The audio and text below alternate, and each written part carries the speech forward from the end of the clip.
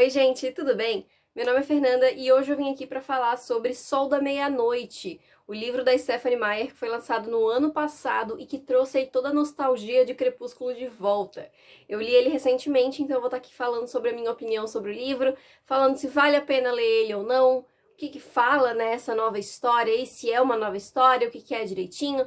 Então, se você gosta desse tipo de conteúdo, já deixa aqui nos comentários, deixa o seu gostei, se inscreve aqui no canal se você ainda não é inscrito e me segue lá no Instagram.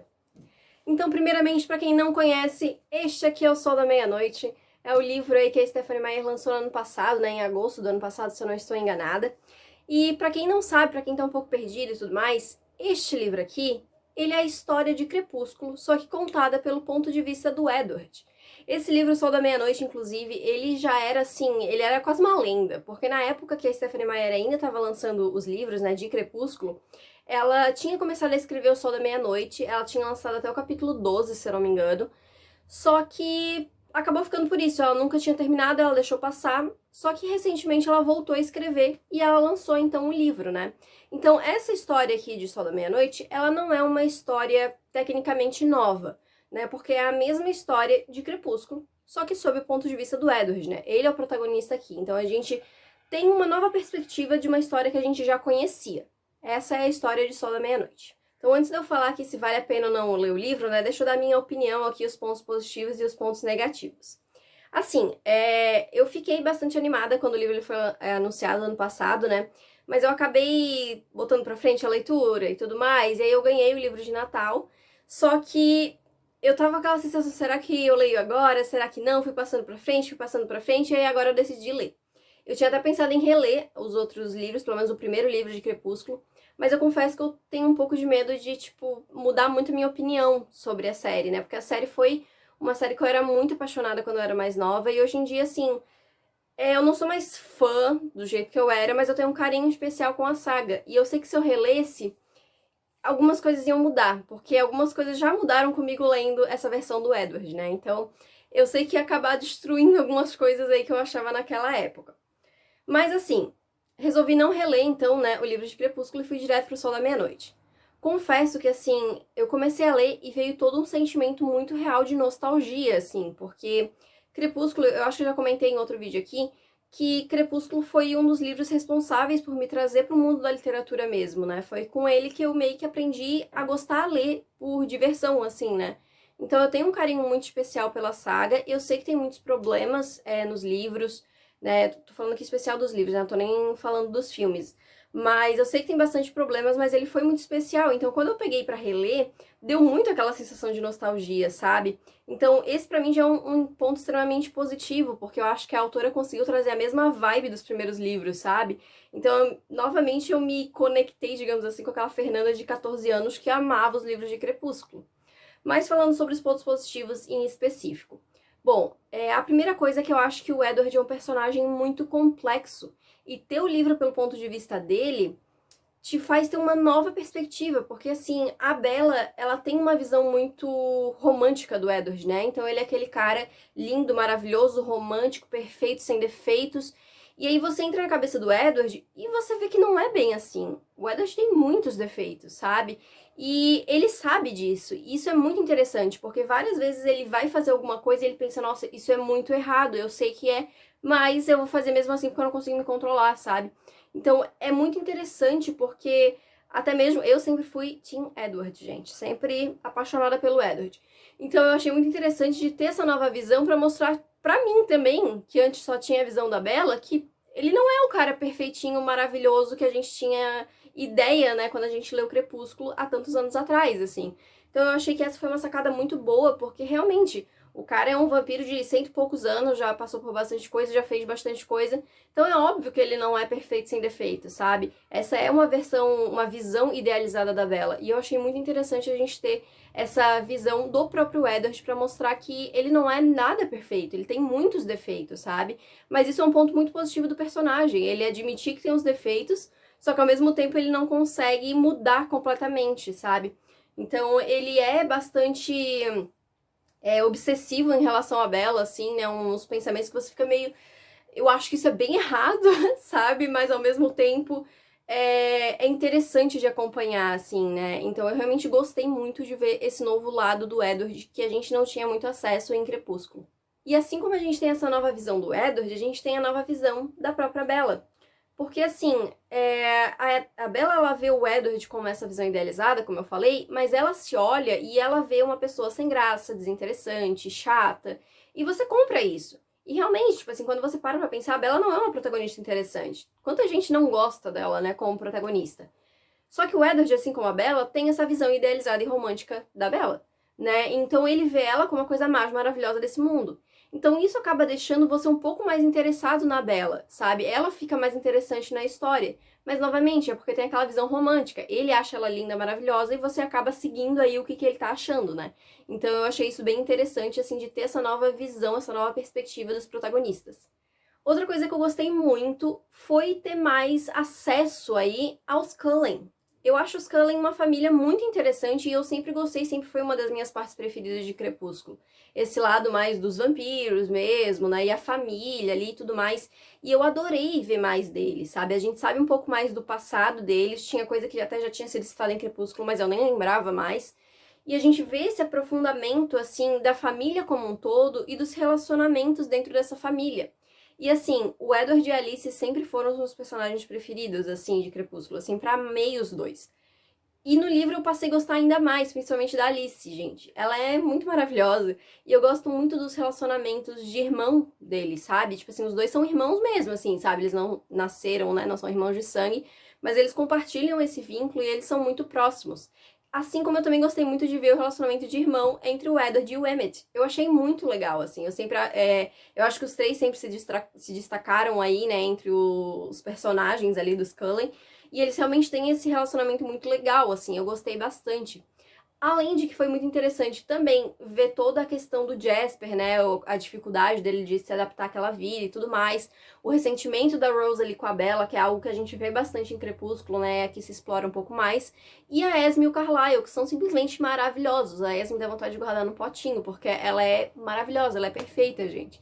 Eu amei ver esses relacionamentos, ver o quanto a Esme e o Carlyle realmente veem as crianças, né? Como seus filhos, né? Então, é uma coisa muito interessante de se acompanhar. E realmente gostei muito de ver esse novo lado aí da família Cullen e desses outros personagens que a gente não tem tanto acesso nos livros contados pelo ponto de vista da Bella, né? Outra coisa que eu gostei bastante foi ter a visão dos outros personagens. Porque, assim, o Edward ele lê mentes, caso vocês não lembrem.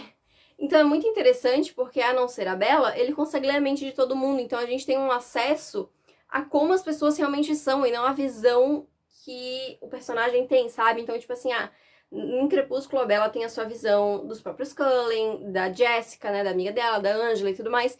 E o Edward realmente consegue saber o que tá passando na cabeça dessas pessoas. Então esses personagens ganham mais profundidade, ganham mais camadas e é interessante, né, pra gente até se apegar um pouco mais aos personagens e conhecer um pouco mais eles, mesmo que a gente já conheça eles há tanto tempo, né, porque a gente conhecia superficialmente, né, só sob o ponto de vista da Bella. E aqui não, aqui eles ganham um ponto de vista próprio até, né, então são os pensamentos deles mesmo, e não uma visão de um outro personagem. Então isso eu achei muito interessante, eu gostei bastante de que a autora fez isso, né, de realmente mostrar aí a cabeça, né, dentro da cabeça de vários personagens diferentes. Mas como nem tudo são flores, né, a gente tem os pontos negativos também. E assim, a primeira coisa é que eu fiquei um pouco irritada com a quantidade de vezes que é mencionado que a Bella é desastrada. Gente, toda vez que o Edward vê a Bella, ela tá tropeçando, ela tá caindo, ela tá... Sabe? Eu lembro que na época que eu li Crepúsculo a primeira vez, eu ficava, nossa, a Bella é muito desastrada. Nossa, eu sou igual a ela, eu sou muito desastrada. Eu fui reler agora e falei, não, eu nunca fui desse jeito, porque é impossível você ser desse jeito, gente. A Bella consegue se machucar parada, entendeu? Ela não precisa estar andando, ela não precisa fazer nada. Ela tá parada, ela consegue se machucar. Eu achei isso muito exagerado pra criar essa camada de, nossa, como ela é desastrada e o Edward tem que proteger ela, sabe? Eu não gostei muito. Eu não sei se em Crepúsculo isso é tão citado, né? Mas aqui que é o Edward observando a Bella, eu acho que ele consegue observar um pouco mais esse lado dela, né? Então eu achei muito forçada essa coisa de, nossa, o tempo todo ela tá caindo, ela tá escorregando, ela tá tropeçando, sabe? É uma coisa que me deixou um pouco... forçou a barra, sabe? E olha que estamos falando de um livro onde tem vampiros. Outra coisa, assim, que eu fiquei um pouco irritada com esse livro é porque, assim, olha o livro. Ele não é tão grande, né? Ele não parece ser tão grande. Mas ele tem 700 e poucas páginas. É porque as folhas são finas, então não dá pra perceber que ele é tão grande assim, mas ele é. E assim, tem 29 capítulos mais um epílogo. Eu não lembro se tem prólogo nesse livro. Deixa eu olhar aqui. Não, não tem prólogo no livro, então são 30 capítulos, botando aí. E assim, tem capítulo que tem mais de 40 páginas. Então, assim, eu tenho a mania de, não, eu vou ler mais um capítulo. Eu vou lá, eu boto o meu marcadorzinho até onde termina o capítulo que eu estou lendo. E aí eu sempre olho, deixa eu ver qual que é o tamanho do capítulo, né? Principalmente quando eu tô lendo de noite, coisa assim, já tem que dormir. E, gente, quando eu parava pra olhar que tinha mais de 40 páginas num capítulo, isso me desanimava de um jeito. Então, assim, eu já tinha ouvido muita gente falar que o livro era cansativo, que o livro era denso, era difícil de ler um pouco. Então eu tinha colocado uma meta especial de 5 capítulos por dia, assim, que eu achei, não é tanto, 5 capítulos vai tranquilo. Mas, gente, não é possível. Tinha 5 capítulos que era assim, a cada 5 capítulos você lia, tipo, umas 140, 150 páginas, sabe?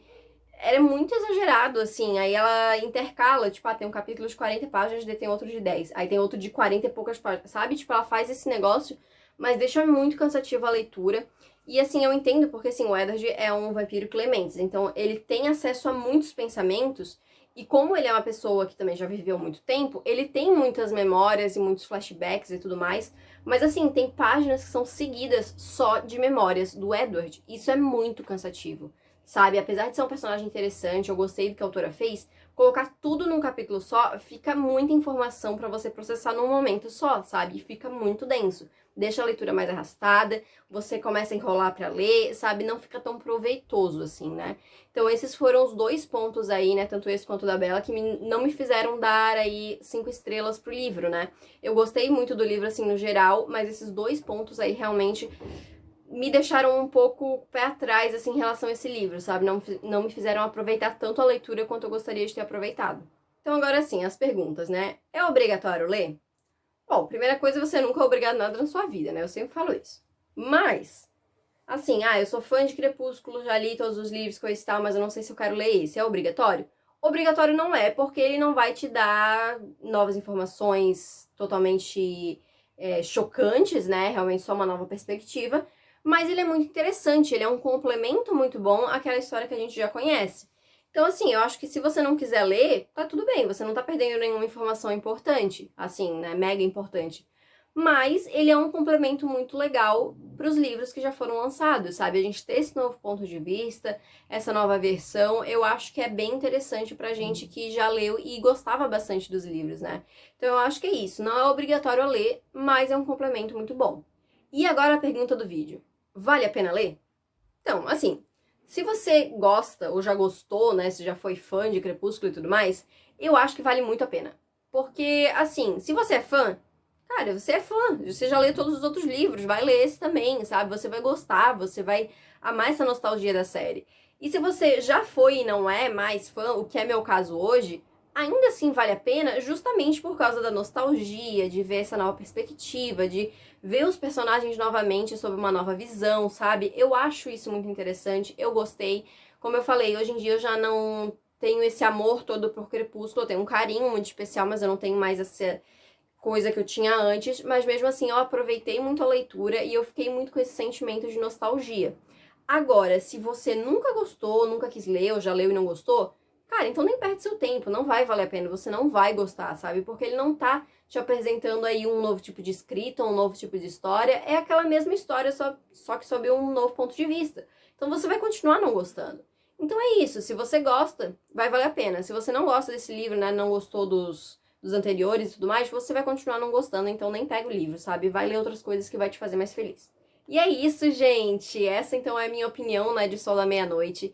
Como eu falei, eu gostei bastante do livro, assim, tiveram uns pontos negativos que não me fizeram favoritar ou dar 5 estrelas, mas eu gostei, achei que foi bem proveitoso. Como eu falei, eu consegui me conectar aí com essa minha Fernanda do passado aí, né, lá pra 2009, 2010, que eu gostava muito do livro. Mas deixa aqui nos comentários se vocês gostaram e se vocês querem ver outros vídeos nesse estilo, né? Se querem que eu fale de outros livros desse jeito que eu falei aqui, né? Deixem sugestões de livros que vocês gostariam de ver por aqui. Deixa o seu gostei aqui no vídeo se você ainda não deixou, porque isso é muito importante, ajuda o vídeo a chegar para mais pessoas. Se inscreve aqui no canal se ainda não é inscrito, me segue lá no Instagram. E é isso, gente, a gente se vê então na próxima semana.